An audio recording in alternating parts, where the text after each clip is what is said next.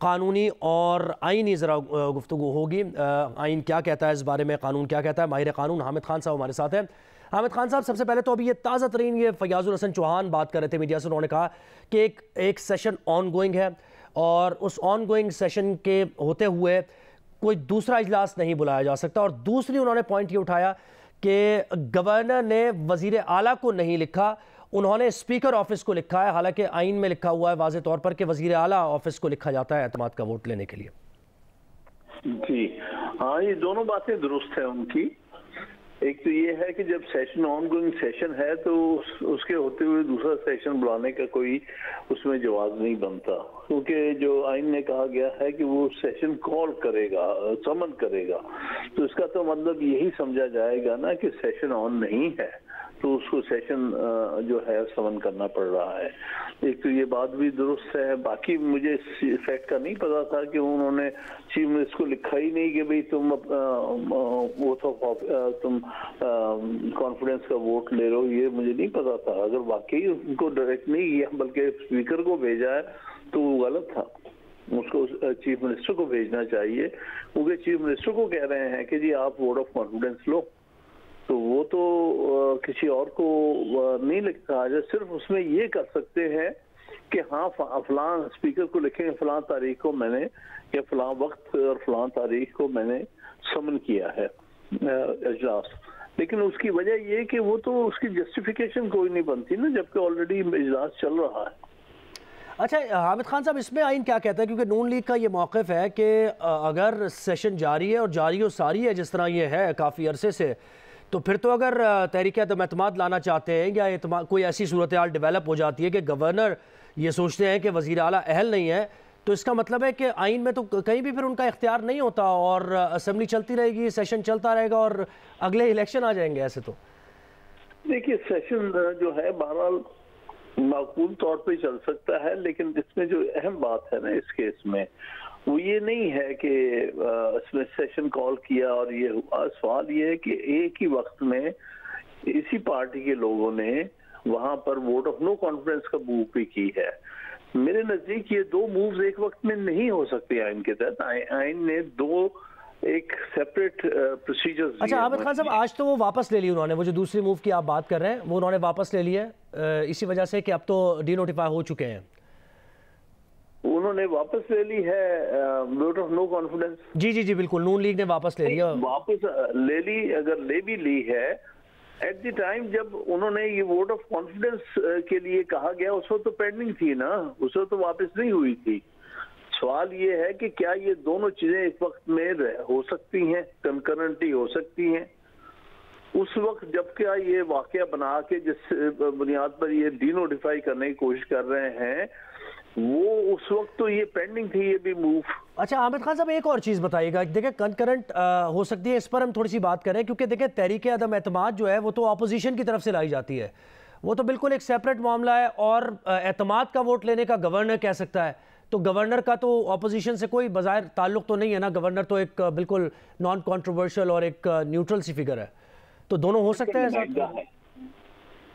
आप समझ लीजिए ना कि गवर्नर कौन होता है, वो नॉमिनी होता है फेडरल गवर्नमेंट का, और फेडरल गवर्नमेंट किसकी है, वो PMLN की है, और किसने मूव की है वोट ऑफ नो कॉन्फिडेंस, वो भी PMLN है। तो लिहाजा आप पर्दे नहीं डाल सकते आइन में कि हाँ ये चीज पर्दे के पीछे है, ये चीज पर्दे के पीछे। वो सारे पर्दे आइन उठा के देखता है कि हकीकत क्या है।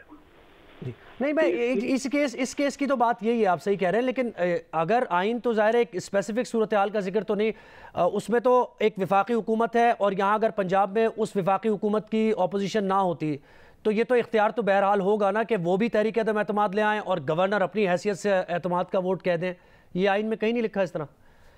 बात सुनिए, कभी चीजें प्रिजम्पशन पे नहीं होती, बात देखनी पड़ती है कि फैक्ट्स क्या है। अब यहाँ पर फैक्ट्स कुछ और हैं, हो सकता है कल को कोई और फैक्ट सामने आए, जब वो आएंगे तो फिर हम आइन की तशरीह उसके मुताबिक करेंगे। आइन की तशरीह हवा में नहीं होती कभी भी। आइन जो है एक लिविंग डॉक्यूमेंट है। बेसिकली अपनी बहस वो लोग कर रहे हैं जिनको ना आइन के असूलों का पता है, न ये पता इनको पढ़ा कैसे जाता है। आइन वन डॉक्यूमेंट है जो डॉक्यूमेंट को सेपरेटली नहीं पढ़ा जा सकता, it has to be read together. ये बेसिक प्रिंसिपल्स हैं आइन के। दूसरी बात ये है कि सिर्फ आइन में हर चीज लिखी नहीं होती, कुछ चीजें उसके प्रिजम्पशन में भी होती हैं।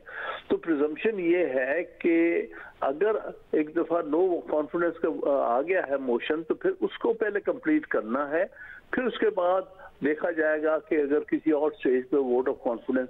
दूसरी बात यह है कि बेशक आइन में ये लफ्ज नहीं लिखा हुआ कि इसके पीछे वजूहात बयान करेगा गवर्नर, लेकिन एक्चुअली गवर्नर को वजूहात बयान करने की किस वजह से वो समझता है कि ये मेजॉरिटी खो बैठे हैं। अगर वो मेजॉरिटी खो, उसकी वजह बताए।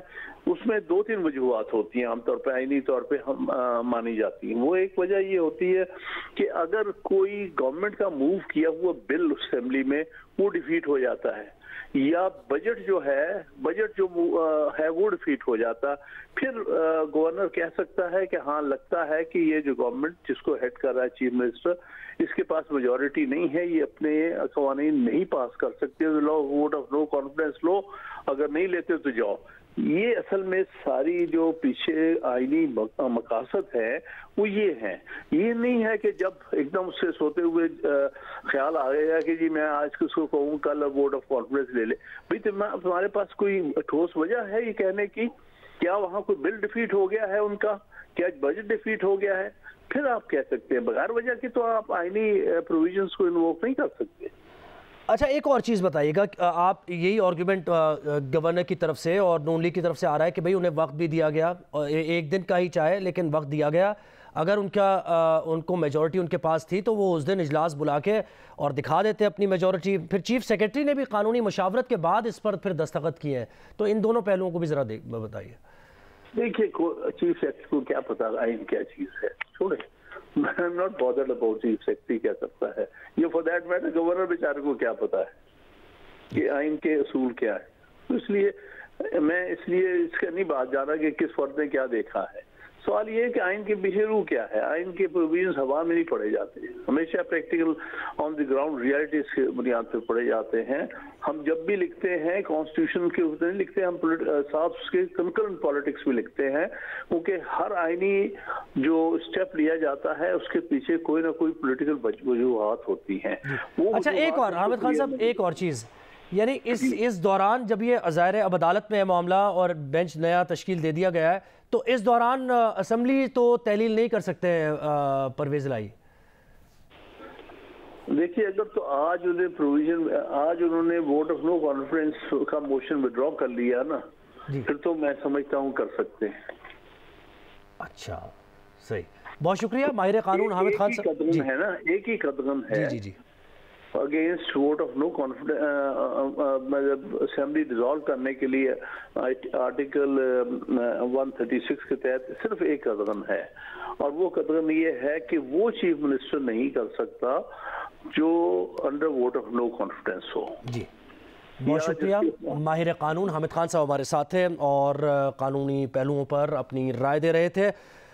उनका यही कहना है कि ये जो गवर्नर ने डी नोटिफाई किया है ऑन गोइंग सेशन के दौरान, उनका ये मौक़िफ़ है कि वो इजलास बुलाने का नहीं कह सकते। और दूसरी चीज़ ये भी मामला देखना होगा कि जो कहा गया है एतमाद का वोट लेने का, ये वज़ीर आला को कहा गया है, वज़ीर आला ऑफिस को लिखा गया है या फिर स्पीकर ऑफिस को लिखा गया है।